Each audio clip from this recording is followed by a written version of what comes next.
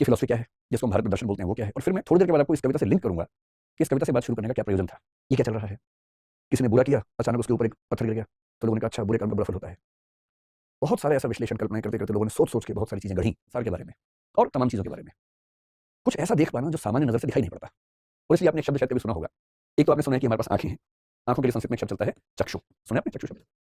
आपने एक शब्द और सुना होगा, और वो शब्द है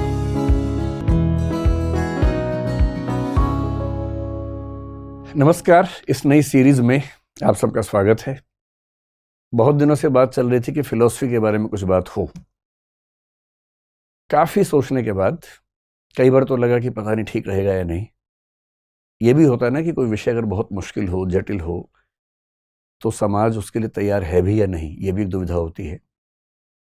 पर फिर सोचा कि एक प्रयोग करके देखते हैं, और मेरा ख्याल है कि आज की 1-2 घंटे की चर्चा के बाद या तो आपका इंटरेस्ट बहुत बढ़ जाएगा या हमेशा के लिए खत्म हो जाएगा। पर कुछ ना कुछ हो जाएगा आज की क्लास के बाद, क्लास क्या चर्चा के बाद। तो फिलॉसफी क्या चीज़ है, इसको समझने के लिए मैं एक बहुत सुंदर कविता से बात शुरू करता हूँ। आधुनिक हिंदी साहित्य में कवि हुए सर्वेश्वर दयाल सक्सेना, शायद अपने नाम सुना हो उनका, बड़े प्रसिद्ध कवि थे, मेरे सबसे प्रिय कवियों में से एक है। जब मैं स्कूल में था तब से उनकी कविताएं मैं खूब मंच पर बोला करता था। तो उनकी एक कविता है, गोली खाकर एक के मुंह से निकला राम, पर दूसरे के मुंह से निकला माओ, और तीसरे के मुंह से निकला आलू। पोस्टमार्टम की रिपोर्ट है, पहले 2 के पेट भरे हुए थे। खत्म हो गई, इतनी ही है। और अगर आप इस कविता को समझ पाए तो आप फिलोसफी समझने के लिए एकदम तैयार हैं। इस कविता का भाव ये है कि आप चाहे राम यानी कि धर्म के समर्थक हों, चाहे आप माओ यानी कि वामपंथ मार्क्सवाद के समर्थक हों, किसी भी विचारधारा, किसी भी दर्शन का समर्थक या विरोधी होने की पहली शर्त है कि पेट भरा होना चाहिए। पेट भरा है तो दिमाग में विचार आएंगे, पेट खाली है तो सपना भी रोटी का आता है। भरे पेट हर चीज होती है। कुछ लोग कहते हैं कि फिलॉसफी भरे पेट लोगों का दर्शन है, जिनका पेट भर गया है, फुर्सत में उनका क्या है, शौक है। हो सकता है सही बात हो। तो समझने की कोशिश करेंगे। सामान्य भाषा में आपने जितनी बार फिलॉसफी शब्द सुना होगा, दर्शन शब्द सुना होगा, कहाँ सुना होगा? जैसे आपके आसपास कोई बहुत गहरी बात कर दे, आप घबरा जाएं, आप क्या बोलते होंगे? यार तो फिलोसफर है, यार तो दार्शनिक टाइप का आदमी है, ऐसे बोलते होंगे। कभी ऐसे बोलते होंगे, ज्यादा फिलोसफर ना बन, चुपचाप जी ले अपनी जिंदगी, क्या बेकार की बात कर रहा। लेकिन आपने कुछ चीजों पे गौर किया होगा। जैसे ये गौर किया होगा कि जब हम पढ़ाई करते हैं, आप बीएससी करें, चाहे बीकॉम करें, चाहे बीए करें, फिर एमएससी, एमकॉम, एमए कर लेंगे, जैसे ही उसके आगे बढ़ते हैं सबकी degree same, MPhil, master of philosophy. ऐसा क्या होता है कि साइंस, कॉमर्स, आर्ट्स सब अंत में फिलोसफी हो जाते हैं? और एमफिल के बाद और आगे बढ़े तो पीएचडी, डॉक्टरेट इन फिलोसफी। यानी हर विषय को पढ़ने के बाद अंत में आपको फिलोसफी में ही जाना है। और कहते हैं कि हर चीज की शुरुआत भी फिलोसफी से हुई है। जो शुरू का मनुष्य था ना, बहुत बेचैन रहता था, बहुत परेशान रहता था। मैं समझाऊंगा आपको कि वो इतिहास का कौन सा प्रसंग है जहां पर ऐसा हुआ। आप सोचिए, आज तो हम लोग बहुत अच्छी जिंदगी जीते हैं। आज तो हमारी मूल चिंता क्या है कि सोशल मीडिया पर मेरी पोस्ट पर लाइक आए कि नहीं आए, ये चिंता हमारी मूल चिंता है आजकल। उस जमाने की मूल चिंता ये थी कि आप पेड़ पे रहते हैं, अचानक तेज बरसात आ गई, ओले पड़ रहे हैं, आप समझ नहीं पा रहे कि हो क्या रहा है। अचानक बाढ़ आ गई, क्यों आ गई? बरसात क्यों आ रही है? बहुत तेज आंधी तूफान क्यों आ गया?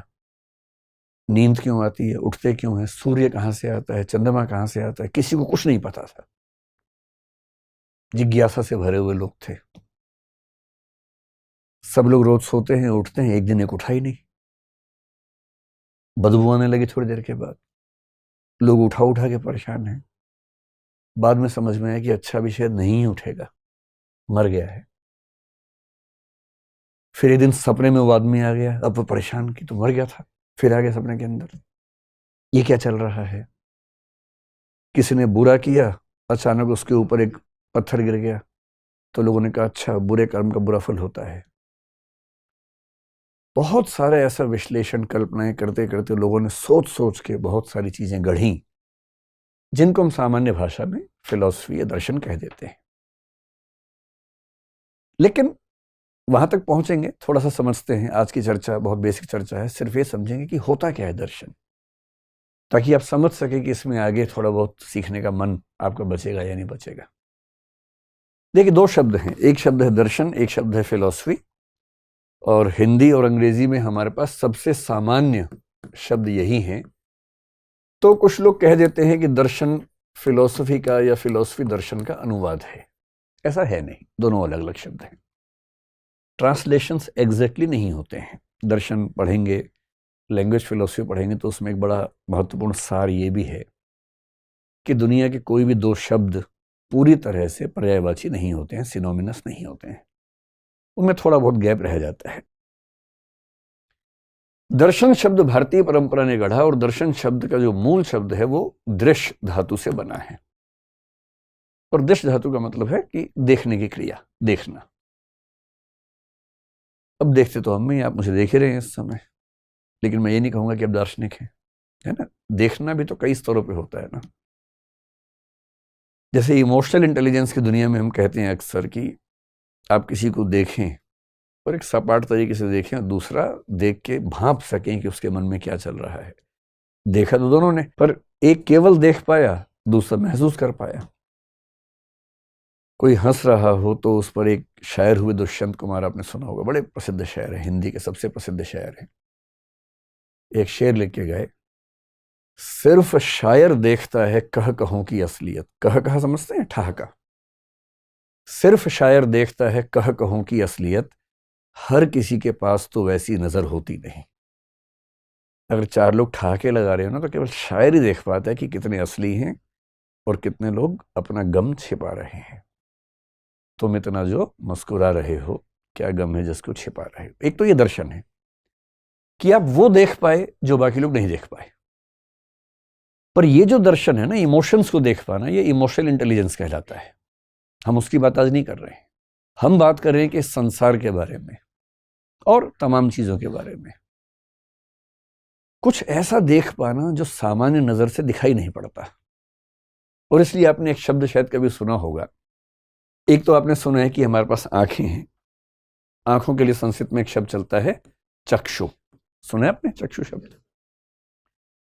आपने एक शब्द और सुना होगा, और वो शब्द है ज्ञान चक्षु। और कई बार लोग बोलते हैं कि आज मेरे ज्ञान चक्षु खुल गए। बहुत मुहावरा है, आम भाषा में चलता है। ज्ञान चक्षु बोलते हैं, कहीं कहीं प्रज्ञा चक्षु बोलते हैं। प्रज्ञा बुद्धि का सर्वोच्च स्तर माना जाता है फिलॉसफी में। कहीं कहीं एक शब्द चलता है दिव्य चक्षु, कि आज दिव्य चक्षु खुल गए, यानी कि अब मैं कुछ ऐसा देख पा रहा हूं जो पहले दिखता नहीं था। ऐसा होता है, जब तक हम गहराई में उतरते नहीं, हमको लगता कोई गहराई है ही नहीं दुनिया में। उतरने के बाद ही समझ में आता है। और इसलिए सबसे आसान है किसी को खारिज करना, सबसे आसान। बुराई करना, खारिज करना मुश्किल है। गहराई में जाने के बाद, समझने के बाद ये कह पाना कि ठीक है कि गलत है। तो भारत में दर्शन का मतलब है प्रज्ञा चक्षु, ज्ञान चक्षु के स्तर पर जाकर इस दुनिया को, जीवन को, जीवन के रहस्यों को समझने की स्थिति में आना। मोटा मोटा मतलब मैं आपको समझाता हूं इसका क्या होता है। जब हम दर्शन पढ़ेंगे तो मैं कुछ और गहराई में जाएंगे, हालांकि उतनी गहराई में कभी नहीं जाएंगे जितना एमए की डिग्री में होती है, यूपीएससी के एग्जाम में होती है। हम केवल उतना समझेंगे फिलॉसफी जितना एक आम आदमी को समझ में आए और उसको अपनी जिंदगी को बेहतर बनाने का मौका मिले। इस चैनल का मूल उद्देश्य जो मैंने आपको बताया था वो यही है कि चर्चाओं का स्तर बेहतर हो समाज में। तो दर्शन की बात क्यों बाबाओं से ही सुननी है हमेशा? भाई आप खुद सुन लीजिए, खुद बाबा बन जाइए, उसमें क्या दिक्कत है? अपना अपना अपने अपने हिस्से के बाबा हम सब बन सकते हैं, क्यों किसी और से सीखेंगे? खुद सीखेंगे। तो आपने सुना होगा कि एक बार महात्मा बुद्ध ने तपस्या की, करीब 6 साल तपस्या की, उसके बाद उनको ज्ञान की प्राप्ति हुई। इतिहास में पढ़ा ही होगा। वो कैसा ज्ञान था। जैन धर्म के संस्थापकों में जिनका सबसे ज्यादा सम्मान है, तीर्थंकर महावीर जैन, या भगवान महावीर कहते हैं, 12 साल तपस्या की उन्होंने, तब उनको ज्ञान की प्राप्ति हुई। केवल ज्ञान बोलते हैं जैन दर्शन में।